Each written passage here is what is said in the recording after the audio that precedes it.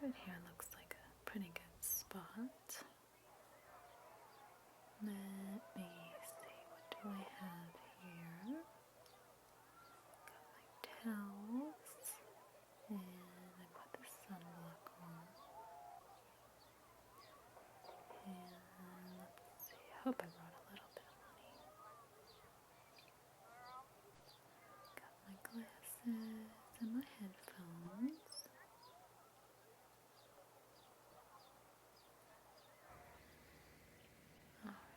Alright, let's see the water. Let's see how the water feels.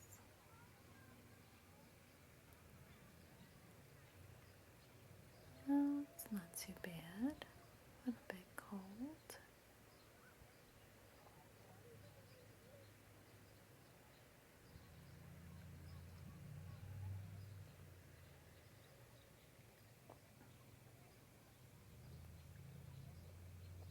I think I'll wait a little while to go in. Just sit and listen to my book for a little bit.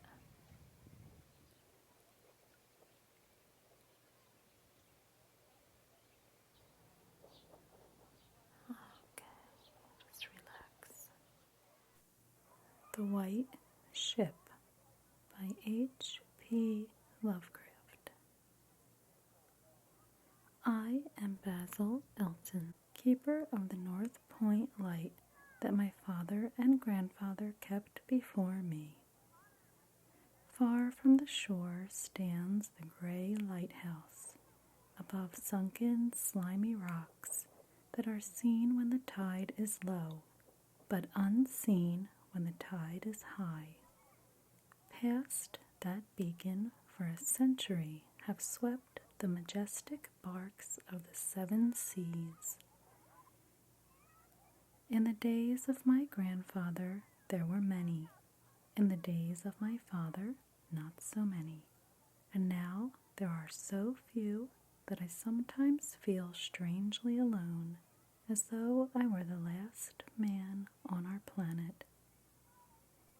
From far shores came those white-sailed argosies of old, from far eastern shores where warm suns shine and sweet odors linger about strange gardens and gay temples. The old captains of the sea came often to my grandfather and told him of these things, which in turn he told to my father, and my father told to me in the long autumn evenings when the wind howled eerily from the east. And I have read more of these things, and of many things besides, in the books men gave me when I was young and filled with wonder.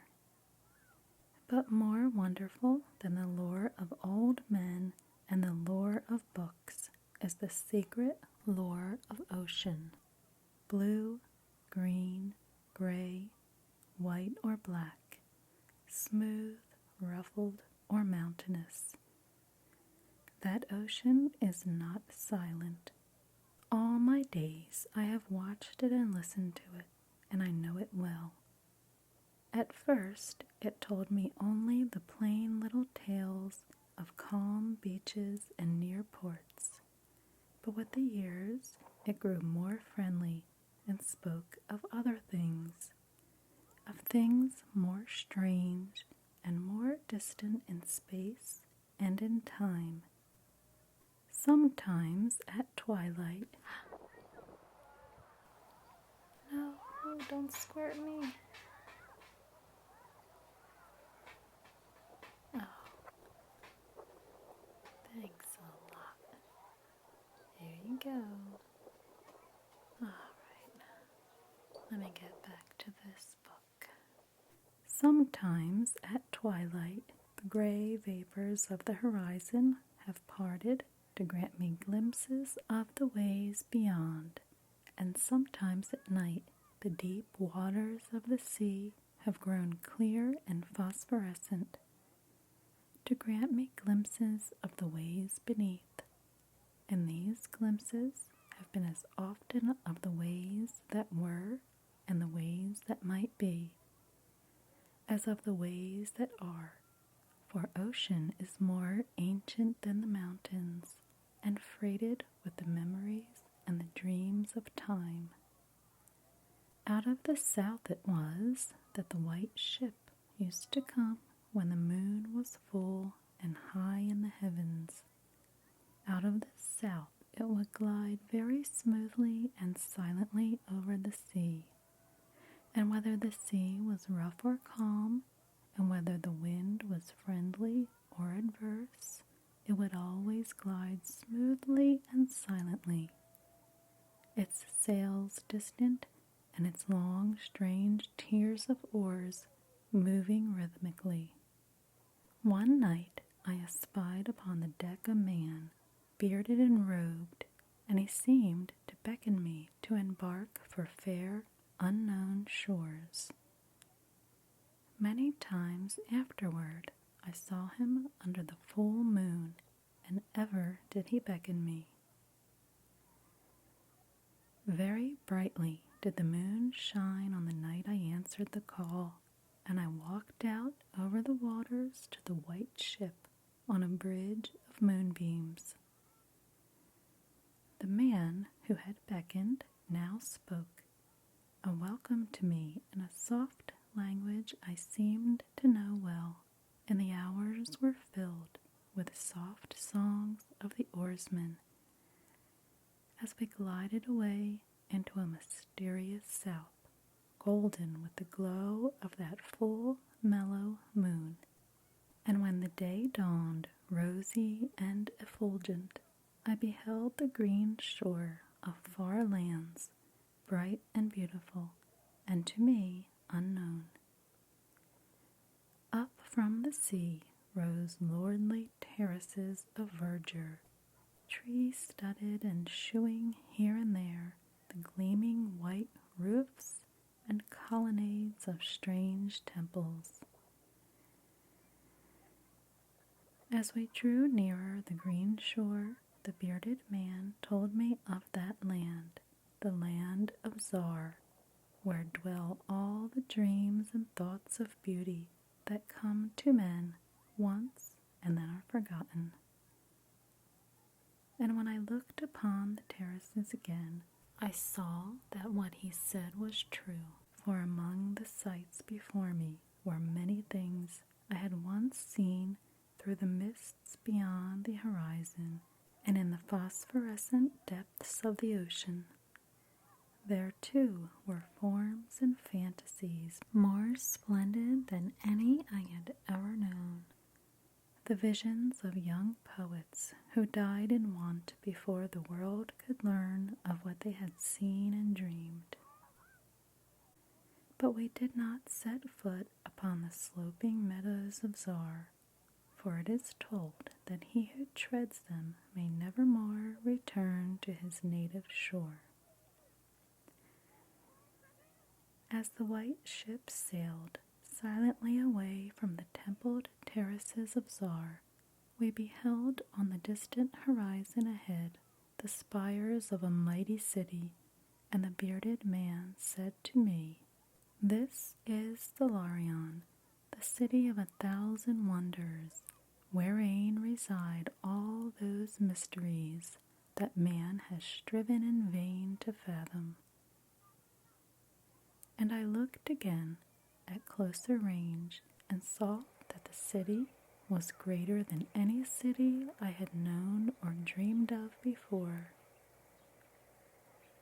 Into the sky the spires of its temples reached, so that no man might behold their peaks. And far back beyond the horizon stretched the grim gray walls, over which one might spy only a few roofs, weird and ominous, yet adorned with rich friezes and alluring sculptures. I yearned mightily to enter this fascinating yet repellent city, and besought the bearded man to land me at the stone pier by the huge carven gate at Cathuria. But he gently denied my wish, saying, "Into Hilarion, the city of 1,000 wonders. Many have passed, but none returned. Therein walk only demons and mad things that are no longer men, and the streets are white with the unburied bones of those who have looked upon the eidolon Lothi that reigns over the city." So the white ship sailed on, past the walls of Hilarion, and followed for many days a southward flying bird whose glossy plumage matched the sky out of which it had appeared. Then came we to a pleasant coast gay with blossoms of every hue, where as far inland as we could see basked lovely groves and radiant arbors beneath a meridian sun. From bowers beyond our view came bursts of song and snatches of lyric harmony, interspersed with faint laughter so delicious that I urged the rowers onward in my eagerness to reach the scene. And the bearded man spoke no word, but watched me as we approached the lily-lined shore. Suddenly, a wind blowing from over the flowery meadows and leafy woods brought a scent at which I trembled. The wind grew stronger, and the air was filled with the lethal charnel odor of plague-stricken towns and uncovered cemeteries. And as we sailed madly away from that damnable coast, the bearded man spoke at last, saying, "Hey guys, come get out of the pool for a minute, okay? I think I need to put some more sunblock on you guys." And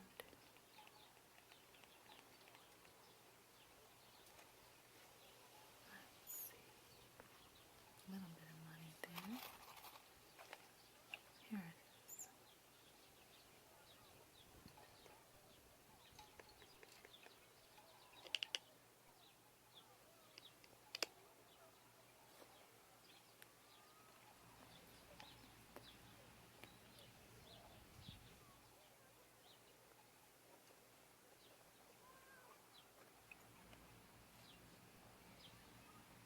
Alright, here, let's put a little bit of sunblock on, okay?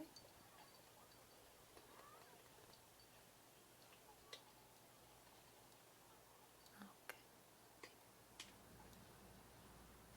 You guys are hungry? Alright, let me see, what did I bring? I didn't bring too much. Let's see, I got some chips. No? Okay. How about these little peanut butter things?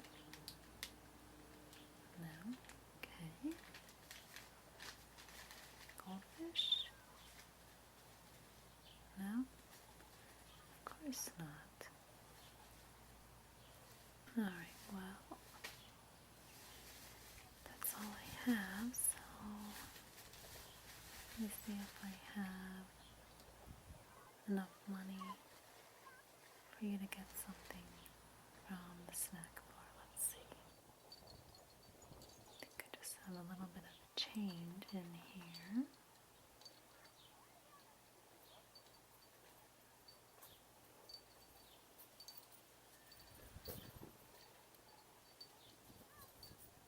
Yeah, I think that's enough.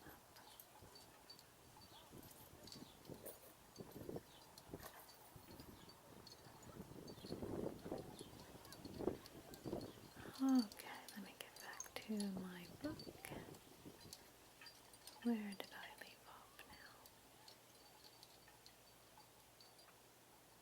now? As we sailed madly away from that damnable coast, the bearded man spoke at last, saying, "This is Zora, the land of pleasures unattained."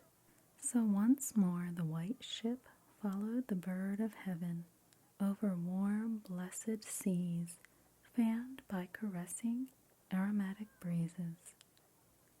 Day after day and night after night did we sail, and when the moon was full, we would listen to soft songs of the oarsmen, sweet as on that distant night when we sailed away from my far native land. And it was by moonlight that we anchored at last in the harbor of Sona-Nyl, which is guarded by twin headlands of crystal that rise from the sea and meet in a resplendent arch. This is the land of fancy, and we walked to the verdant shore upon a golden bridge of moonbeams. In the land of Sona-Nyl, there is neither time nor space, neither suffering nor death, and there I dwelt for many eons. Green are the groves and pastures, bright and fragrant the flowers, blue and musical the streams, clear and cool the fountains, and stately and gorgeous the temples, castles, and cities of Sona-Nyl. Of that land there is no bound, for beyond each vista of beauty rises another more beautiful. Over the countryside and amidst the splendor of cities rove at will the happy folk, of whom all are gifted with unmarred grace and unalloyed happiness. For the eons that I dwelt there, I wandered blissfully through gardens where quaint pagodas peep from pleasing clumps of bushes, and where the white walks are bordered with delicate blossoms. I climbed gentle hills from whose summits I could see entrancing panoramas of loveliness, with steepled towns nestling in verdant valleys, and with the golden domes of gigantic cities glittering on the infinitely distant horizon. And I viewed by moonlight the sparkling sea, the crystal headlands, and the placid harbor wherein lay anchored the white ship.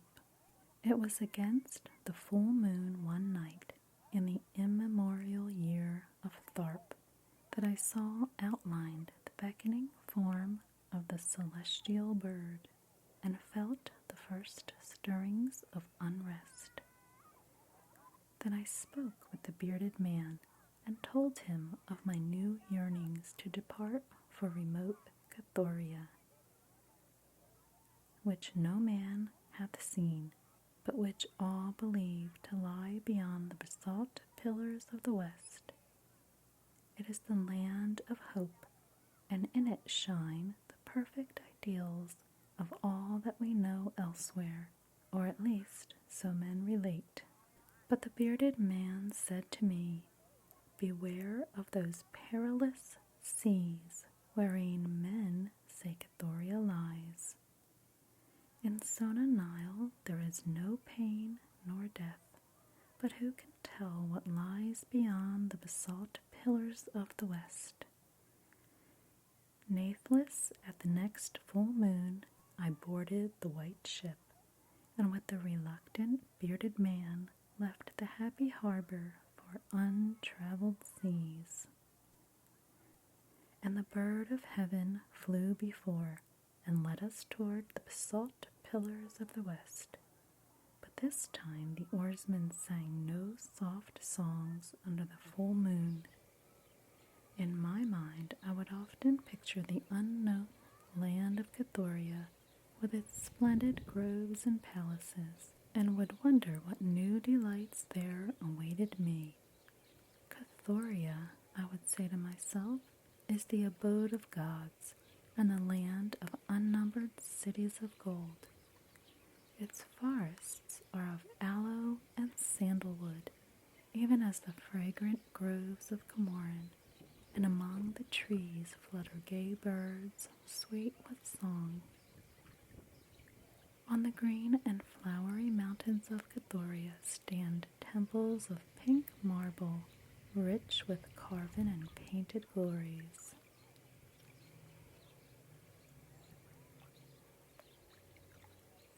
And having in their courtyards cool fountains of silver, where purl with ravishing music the scented waters that come from the grotto-born river Narg. And the cities of Cathuria are cinctured with golden walls, and their pavements also are of gold. And the gardens of these cities are strange orchids and perfumed lakes, whose beds are of coral and amber.